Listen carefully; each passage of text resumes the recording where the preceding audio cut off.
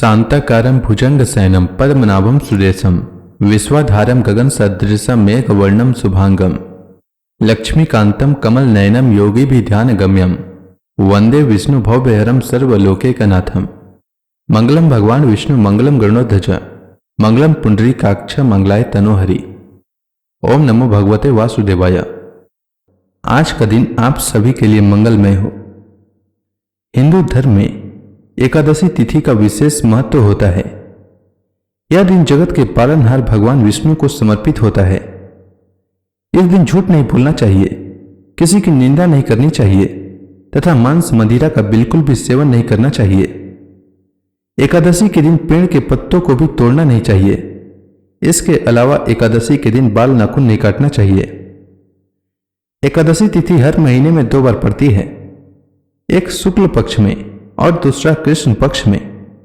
अभी आषाढ़ का महीना चल रहा है और इस महीने के कृष्ण पक्ष की एकादशी को योगिनी एकादशी के नाम से जाना जाता है।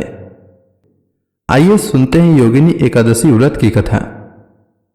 योगिनी एकादशी व्रत की कथा के अनुसार धर्मराज युधिष्ठिर ने भगवान श्री कृष्ण से कहा, हे द्वारिकाधीश, मैंने ज्येष्ठ महीने के शुक्ल पक्ष की निर्जला एकादशी की कथा सुनी। अब आप कृपा करके आषाढ़ महीने की कृष्ण पक्ष की एकादशी की कथा सुनाइए। इस एकादशी का नाम तथा महात्म्य क्या है, सो आप मुझे विस्तार पूर्वक बताइए।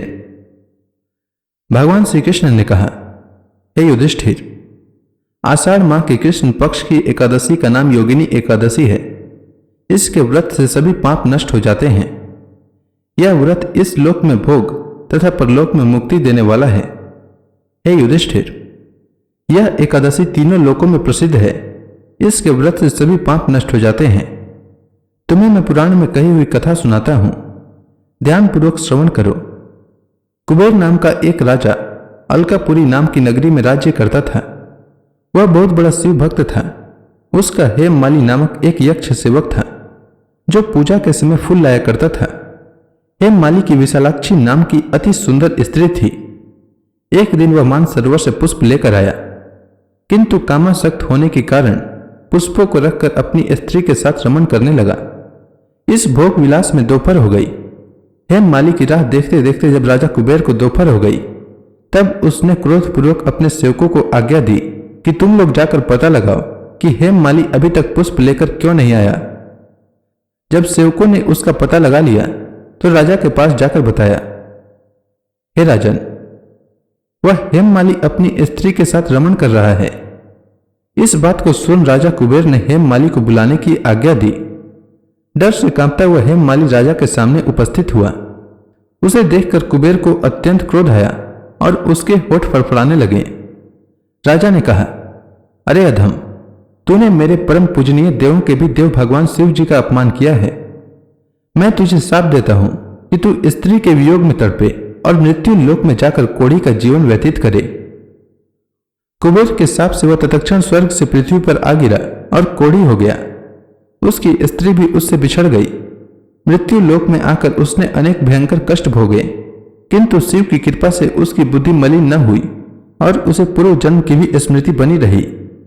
अनेक कष्टों को भोगता हुआ तथा अपने पूर्व जन्म के कुकर्मों को याद करता हुआ वह हिमालय पर्वत की तरफ चल पड़ा। चलते चलते वह मार्कंडेय ऋषि के आश्रम में जा पहुंचा। वह ऋषि अत्यंत वृद्ध तपस्वी थे।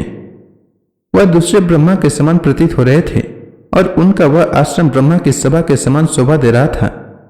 ऋषि को देखकर हेममाली वहां गया और उन्हें प्रणाम करके उनके चरणों में गिर पड़ा। हेममाली को देखकर मार्कंडेय ऋषि ने कहा, तूने कौन से निकृष्ट कर्म किए हैं जिससे तू कोढ़ी हुआ और भयंकर कष्ट भोग रहा है। महर्षि की बात सुनकर हेममाली बोला, हे मुनि श्रेष्ठ, मैं राजा कुबेर का अनुचर था। मेरा नाम हेममाली है।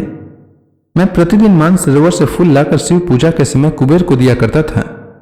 एक दिन पत्नी सहवास के सुख में फंस जाने के कारण मुझे समय का ज्ञान ही नहीं रहा और दोपहर तक पुष्प न पहुंचा सका।